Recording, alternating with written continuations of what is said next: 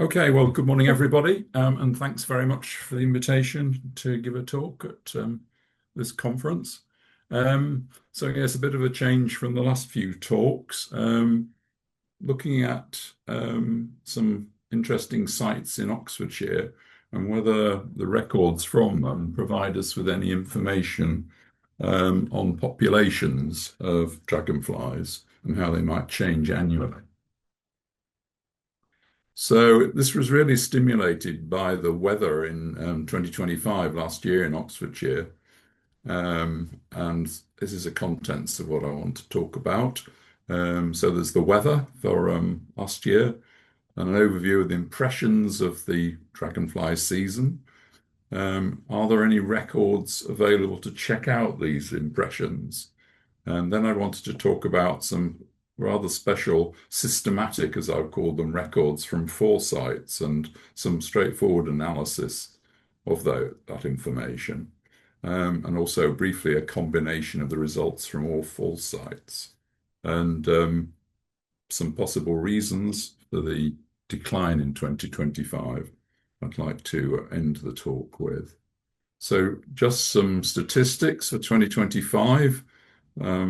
Probably a sign of things to come, I'm afraid, but the weather last year was exceptional. For England and the UK, it was both the hottest and the sunniest on record. And in the city of Oxford, it was one of the top 4 hottest years on record. It was the driest spring since the late Victorian era. And there was a significant drought, as you all remember, from February until the end of August. And also of note, given the dragonfly life cycle, which obviously extends over more than 1 year, is that the 18 months leading up to December 2024 were the wettest on record for England. So some impressions of the season last year in Oxfordshire. The key thing really was that the weather generally seemed ideal for dragonflies in that it was quite hot, sunny and dry, all factors you'd have thought would lead to a bumper season. In fact, this dragonfly season started well.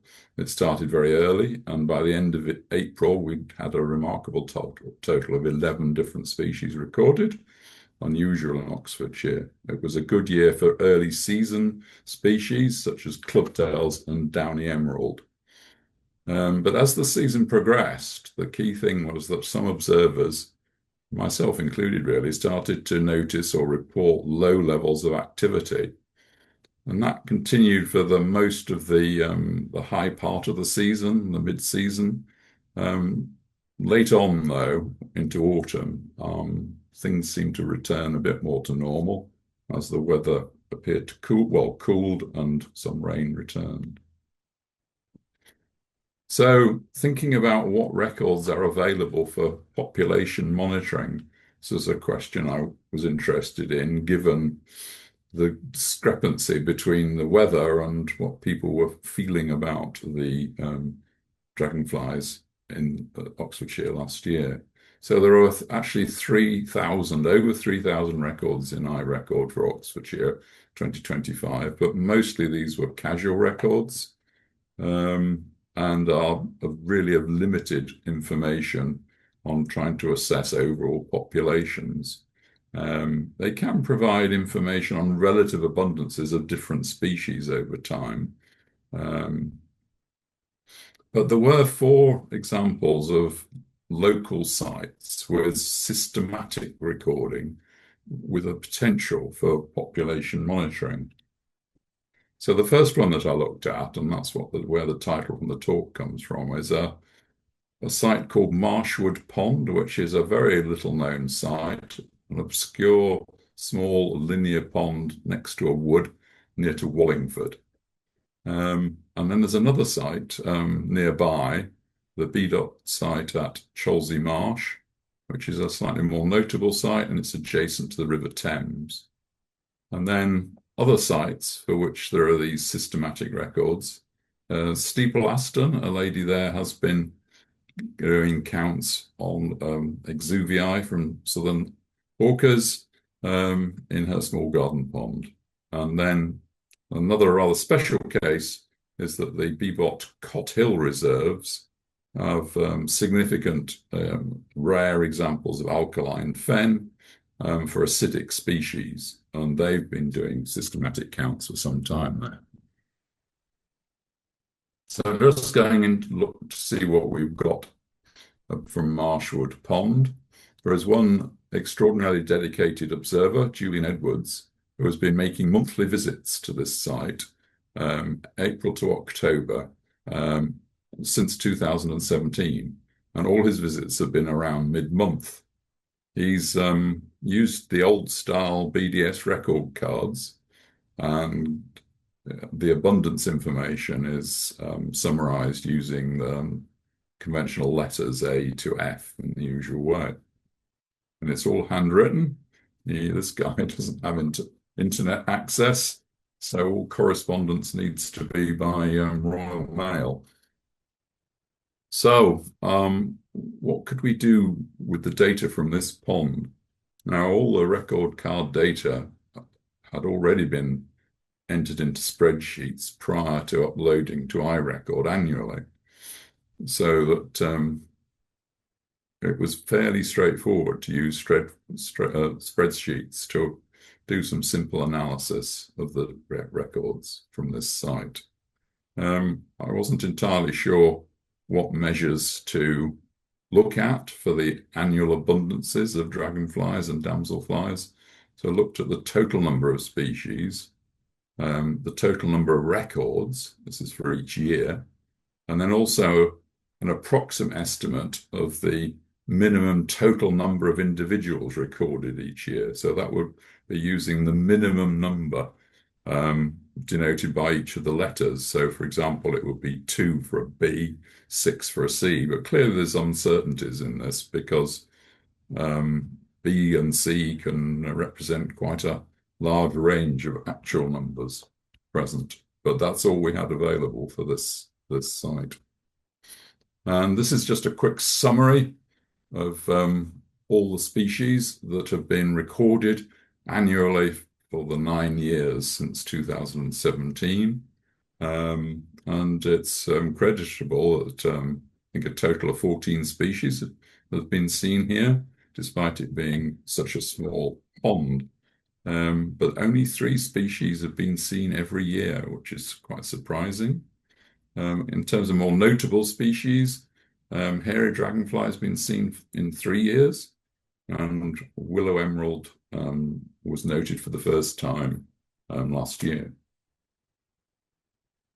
So this is a simple plot looking at the number of species by year.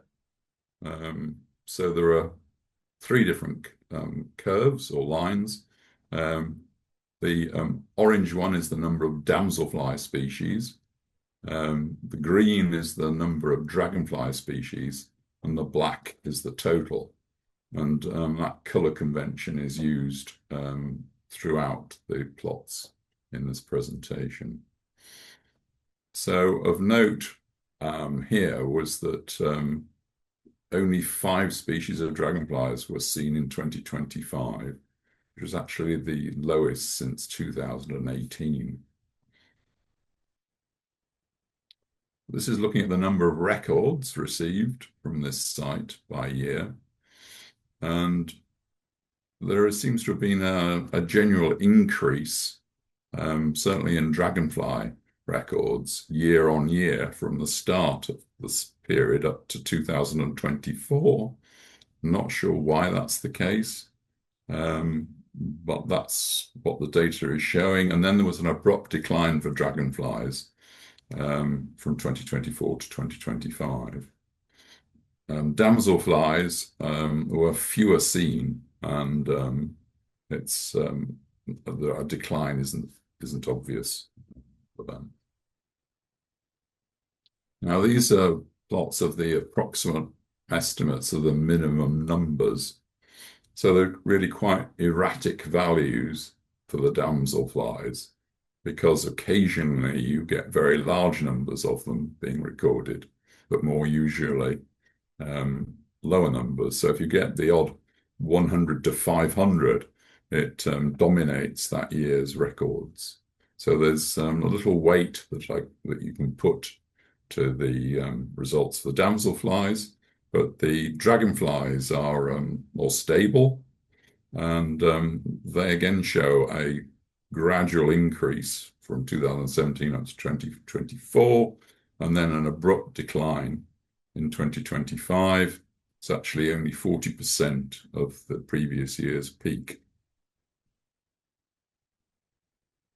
So a summary of the results for Marsh Wood Pond.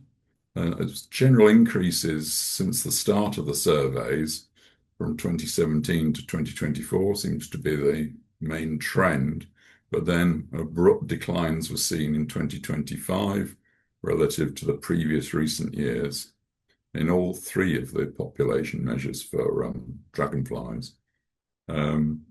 And the most significant drop was this one on the estimated minimum total numbers.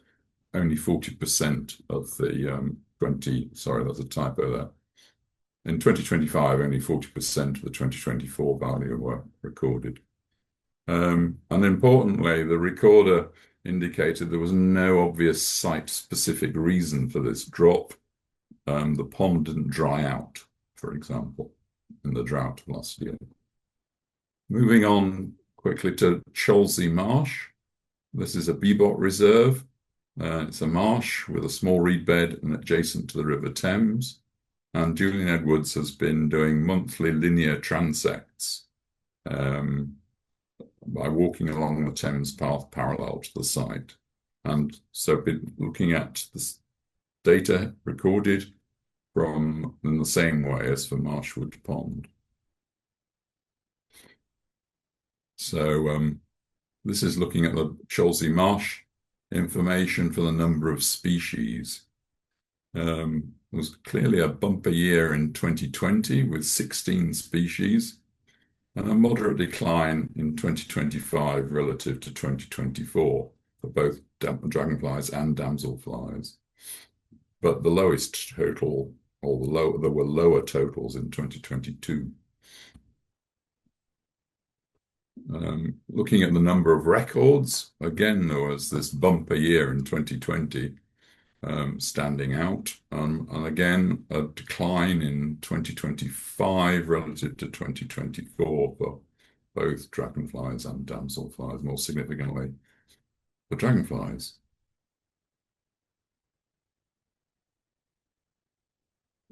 So a summary of Cholsey Marsh. There was a 2020 bumper year. Showed up in 2 of the 3 measures, and there was a drop in 2025 relative to 2024, but less pronounced than for Marsh Wood Pond. Again, the observer confirmed that there wasn't any clear explanation for the drop, and the marsh itself didn't dry out. So moving on to a rather different case. There is a small garden pond in Steeple Aston, which is in the north of the county, and one very dedicated recorder, Deborah Dunn, has been making daily counts of southern hawker exuvii at this pond since 2020. It's possible that the totals for the first 2 years of her work were lower than the others due to a more limited counting duration. So again, looked at a spreadsheet-based analysis to derive weekly totals and annual totals for all 6 years. Now, this is the weekly totals with the different years indicated by the different colors of bars. It's not terribly clear to see the overall effect of change from one year to the next. Which is better shown by this, which is the annual exuvii totals. So as we said earlier, the 2 first years may have been lower due to limited counting season. But thereafter, 2022 to 24, those 3 years had remarkably stable numbers, around 60, or just below that. And then there was a huge decline, really, to only 20 seen in 2025. by far the lowest recorded. And the final site, or sites, are the Beebot Cot Hill Reserves. Now, these are a special case, really, in the sense that it's a very rare habitat. It's this alkaline fen. They are one of the very few examples of alkaline fen remaining. They're the only sites in Oxfordshire for species such as southern damselfly and small red damselfly. That's together with the adjacent Cot Hill Fen Reserve, which is a national nature reserve. And they're the main site for keeled skimmer. And the Beebot have been doing transect surveys at these sites for 20 years. So looking at annual data from their transect survey. So the information plotted here is the maximum number or maximum count seen in any daily visit during that year. In this case for keeled skimmer. And there's been a notable increase in keeled skimmer in recent years, since around 2017. And those reflect intensive Beebot site management, which has obviously been beneficial for keeled skimmer. And there've been small increases in both sites in 2025. So contrary to the other three sites that we've looked at already. And this is looking at southern damselfly. And again, looking at the maximum counts in daily visits. And again, there's been some very encouraging signs, particularly at Parsonage Moor, since 2017, in terms of increased maximum numbers. And there was a large peak in 2022 at Parsonage Moor. Not really any significant change at either site in 2025, but no particular increase. So this is a summary of the data we've looked at and the different types of information that's been recorded. So Marsh Wood Pond and Cholsey Marsh, there was this one remarkable recorder, Julian Edwards, has been making these monthly estimates of multiple monthly records, and from that you can derive estimates of the minimum number of dragonflies recorded each year. Looking at the combined results, it seemed the damselfly data was too erratic to use, so that it was the dragonflies that was looked at. The Steeple Aston Garden Pond, this was looking at the total number of exuvii counted each year, a fairly straightforward measure. And then the Parsonage Moor and Dry Sanford Pits, looking at the peak visit counts for both keeled skimmer and southern damselfly. And so to try and combine all these four sites into one plot, I normalized the measures to a maximum of 1 for all four different measures. So this is a plot showing the combined results from all four sites from 2017 to 2025. I guess, as you'd expect, there's a fair amount of scatter on this plot. There's a lack of consistency between the sites. But it is notable that 3 of the 4 sites showed a drop in 2024. A drop in 2025 relative to 2024.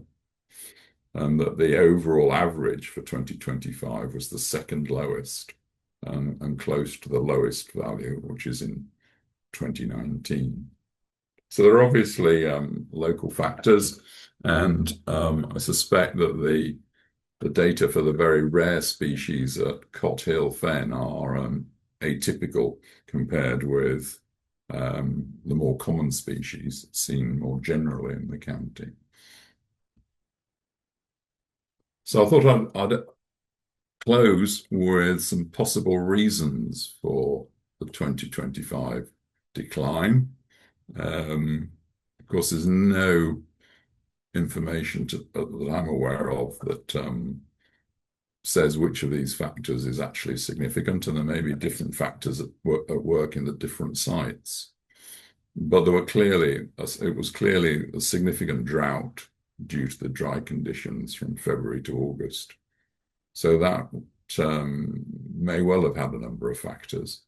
Um, it was certainly a significant issue at a small number of Oxfordshire sites, such as RSPB Otmore, which has a lot of shallow pools, and nearly all of those dried up. And there's anecdotal reports from that side that dragonflies were very difficult to see there this last year. There's another interesting possibility, which I think Adrian Parr first suggested to me, and that was that because of the hot weather, you may simply be getting reduced activity due to the weather being too warm and too sunny. And it's possible that the dragonflies could be present at the sites, but they're simply not being very active during the peak heat of the day. And they're more active when the conditions are cooler and the observers aren't present, because you don't generally go looking for dragonflies in the early morning or the late afternoon stroke evening. And that is an explanation that accords with my experience from a site in Scotland, which I visited twice on successive days. And the first day was lots of activity, but it was a sort of fairly typical temperatures. But the next day was much hotter, and it was much more difficult to find anything of interest that day. I can't believe that all the dragonflies simply disappeared the following day. They must have been there, but just not being active. Another possibility is that there's lower water quality due to the warmer conditions, lack of oxygen and so forth. And of course, the other thing is you need to consider previous years, given the life cycle of dragonflies. And the fact that the 18 months prior to December 2024 was exceptionally wet might be a contributing factor. And of course, there may well be other factors that I haven't listed there. It would be interesting to see what other people's experiences have been and what their thoughts are on that topic. So some conclusions.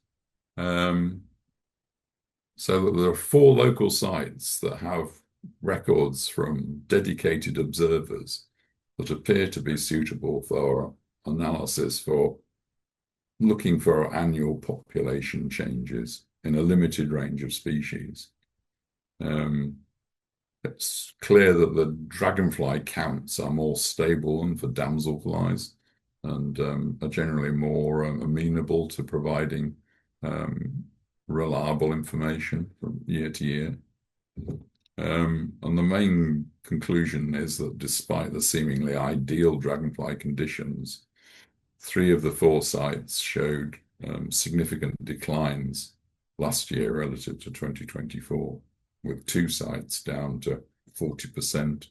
So that's under half, obviously, of the 2024 data. So there are several possible reasons that I outlined in the possible previous slide. Not entirely sure which of them was significant. And I'd like to just close with some acknowledgements, really, to the observers, without whom it would have been impossible to do this sort of analysis. So there's Julian Edwards, who's Wallingford based, and he's provided these monthly records more or less at the same time every month since 2017 within the dragonfly season, from both Marsh Wood Pond and Chelsea Marsh. And then there is Deborah Dunn, who has been counting daily her exuvii from southern hawkers in her garden pond since 2020. And of course, there's Bebot, who have been organising transect counts at Dry Sandford Pit and Parsonage Moor since 2005.